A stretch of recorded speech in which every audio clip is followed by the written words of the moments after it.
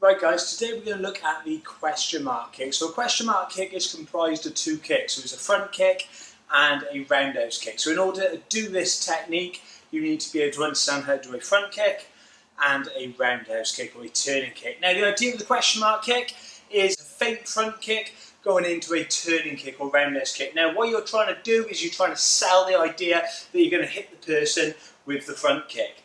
Then you're going to go into the roundhouse to obviously score the desired effect, hopefully scoring a knockout technique or a point scoring technique.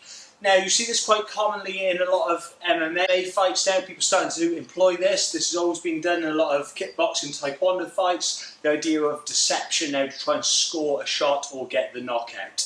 Now, what we're going to do is we're going to look at the fundamentals of the kick, then we're going to look at concepts and how to deliver it and how to make it work. So in order to do this kick now, I'm going to be showing you the main fundamental techniques separately. So what I'm going to be doing is I'm going to be delivering a front snap kick and I'm going to be delivering a roundhouse kick.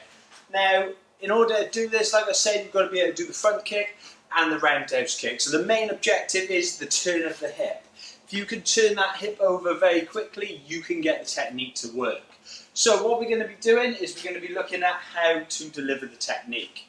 So you're throwing your front kick and you might be throwing it to the body. So the front kick's coming out and then the idea is as the front kick comes out, it goes to extend, you're drawing the person in and then you're turning it into your roundhouse kick and you're coming over the top to hit them either to the head or potentially to the body. Ideally the shot is going to work better if it's going to the head. So, concepts of how this can work. You're not going to be able to hit somebody straight away if you're just throwing a front kick straight to a roundhouse to the head. You've got to make them believe that you're throwing the front kick. You've got to sell it. So, if I'm doing this technique now, I'm going to employ the idea of using the rule of three. So I might throw a front kick to the body. I might throw another front kick to the body. From there now, as I go to throw this front kick to the body, the person is expecting it. They've seen it 2 times. They've seen me throw the front kick. I've identified my movement and they're going to do something about it. They're not going to let me kick them 3 times. So they're going to try and stop it. They're going to try and block it. They're going to try and move out the way. So as they're doing that, I'm going to change that kick into my roundhouse kick coming up high. So the idea being, like I said, I've gone 1. Here, got my guard up. I go 2. Got me in there. And I see them going for the desired effect. I reach out with the front kick. Now I come over the top with the roundhouse kick. You can't just lift your knee up and then throw the roundhouse kick. You've got to sell it like a front kick. So what I say to all my students when they're doing this is as you lift your knee up for the third one or the actual technique, you extend the leg ever so slightly and as it's reaching out, that's when you roll your hip over and you're going to come around with the technique. So the concept is I've got to sell the kick. I've got to make them believe I'm throwing the kick and then I'm going to come around with a different kick.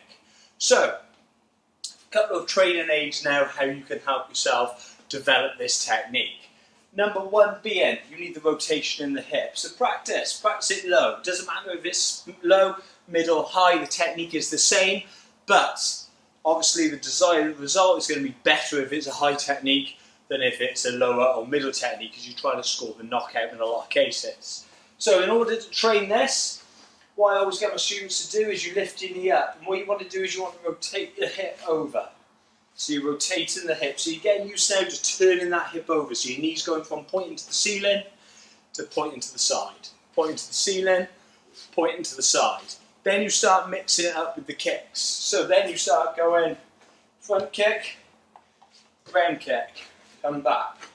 Try and keep that balance. Front kick, round kick, come back. So you're starting to then get the fundamentals of the kick and the turn. So you're not just throwing it out there and hoping, not hitting and hoping, you're throwing the technique and making it precise. Once you understand the idea of rotating the hip over, you start playing around with it. So you might start going front kick, recover, roundhouse kick. Try to put a bit of power in both techniques. Because if you needed the front kick, it's still there.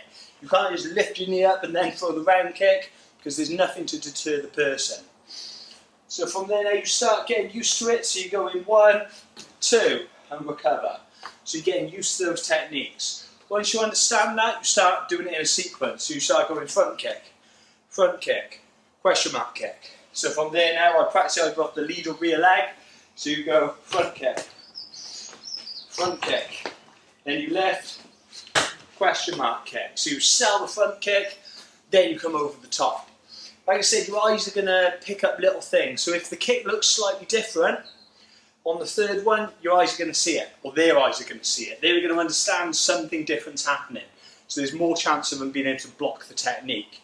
You've got to sell it exactly the same as if you were throwing the front kick. So that's why I say practice it in a 3.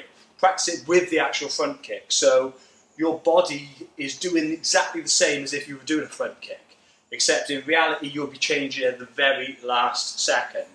So once you understand the idea of I lift up, I kick, I recover, I turn, then you've got it, so you then lift up, you extend the leg out, and as it's coming out, you're throwing it in one motion. I throw the kick out, and then I roll the kick over the top, and that's what's going to be hitting the opponent. So as far as they've seen, every time that front kick's extending, and then on the last one it comes around. So if you're here, it's going to be 1, you see it, 2, you see it, on the third one now it extends out, bang, and it comes around. So you're going to be hitting the person when they're expecting a different technique. This is why it's going to work and have the desired effect. A couple of training aids now, like I said, practice it, the individual techniques. If you're struggling with your balance, hold on to something, lift your knee up, practice going from the front to the side, front to the side.